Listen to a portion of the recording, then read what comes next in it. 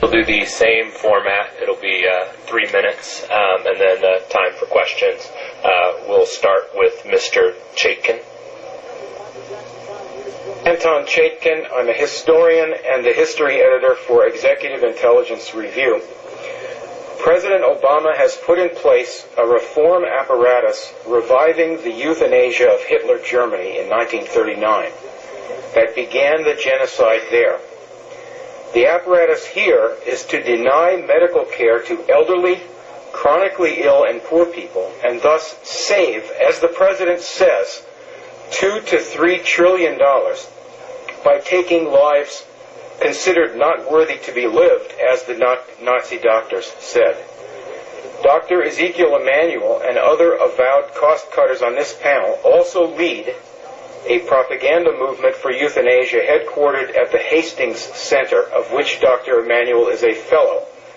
They shape public opinion and the medical profession to accept a death culture such as the Washington state law passed in November to let physicians help kill patients whose medical care is now rapidly being withdrawn in the universal health disaster. Dr. Emanuel's movement for bioethics and euthanasia and this council's purpose directly continue the eugenics movement that organized Hitler's killing of patients and then other costly and supposedly unworthy people. Dr. Emanuel wrote last October 12th that a crisis, war, and financial collapse would get the frightened public to accept the program. Hitler told Dr. Brandt in 1935 that the euthanasia program would have to wait until the war began to get the public to go along. Dr. Emanuel wrote last year that the Hippocratic Oath should be jumped. Doctors should no longer just serve the needs of the patient. Hoche and Binding, the German eugenicists, exactly said the same thing to start the killing. You on the council are drawing up the procedures list to be used to deny care, which will kill millions if it goes ahead in the present world crash. You think, perhaps, the backing of powerful men, financiers, will shield you from accountability, but you are now in the spotlight. Disband this council and reverse the whole course of this Nazi revival now. Thank you.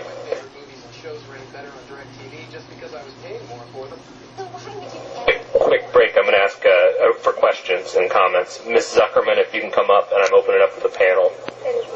Yes, we're still going to, Ms. Williams, you're still going to get to talk. I'm going to ask Ms. Zuckerman to come up and join you. We're going to take a quick stop in the panel to open it up for comments or questions, because we have a few folks who have to potentially go. The whole transcript will be available, though, and all comments will be shared with all council members. I apologize that I have to go back to an important meeting. I do want to just clarify one thing about my own, since my reputation has been besmirched here, is I think I do have a very long record of writing against the legalization of euthanasia. So the association of me and that seemed a little strange, given, I don't know, at least 30 years or 25 years of writing on the topic against the legalization. So just to clarify the record for everyone in the room. Thank you.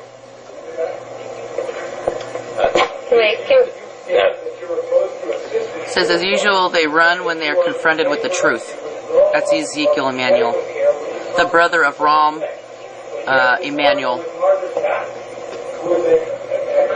Sir, it's not your statement was read into the record. It's not a time for debate, but we appreciate your comments. And we apologize for the break. Look at the weasel. Panel, but we just wanted to have that break.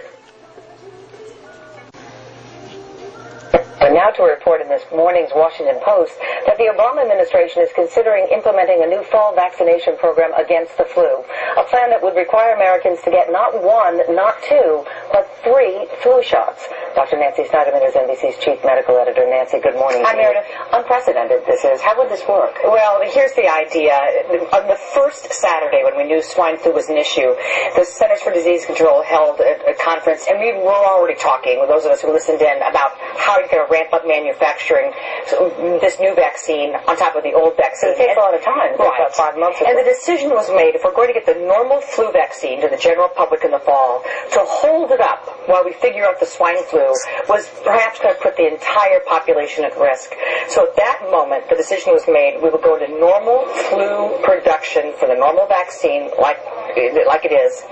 Figure out for seasonal flu. Figure out what the swine flu really is, and then perhaps tag team a second vaccine on top of it. Okay, so that's why they didn't combine them into one shot, but why 2 additional shots for swine flu? For the normal seasonal flu that you and I talk about every year, there's a herd immunity to some extent, so you only need 1 shot. The new strain, we've never seen before, so that requires sort of thinking like when we give our babies or their first shot. You get your shot, it boosts up your immune system, and then you need a booster. So for the new H1N1 swine flu, for which there's no known immunity in our population, that requires 2 shots. I would think because it's hard to get people to take the original. As we know, don't we? Since you don't get your flu shot in the No, fall. I don't. Okay. I might this year, though. Good. But now you're asking people to get 3. That's a tough sell. Well, Meredith, I think you hit the nail on the head. This is going to be a public relations, trust your government and your health officials, public campaign. Mark my word, you and I are going to be talking about this a lot between now and fall. So I think what the government is likely going to do is urge people to early on get their normal flu shot and then trust the scientists to say the swine flu is for real, get these other 2. Now, we've yet to hear the clear, concise direction from the government, so I don't think we should jump on the bandwagon before we hear what the recommendation is. But if they do believe that this swine flu could be a real uptick in severity, you're going to see a massive public education campaign. But we trusted the scientists back in 1976 with the original swine flu shot, and a lot of it was people a debacle. Right. Not only that, some people died, some people were paralyzed. From the shot itself. And people remember the swine flu vaccine as a terrible disaster. This government, these manufacturers want to make sure that does not happen again. But you bring up a very important point. Just because something works doesn't mean it's safe. And that rush to market is going to mean that we're going to have to prove that, yes, it will keep people from getting sick, and that the shot itself won't hurt anybody. More on this, I'm sure.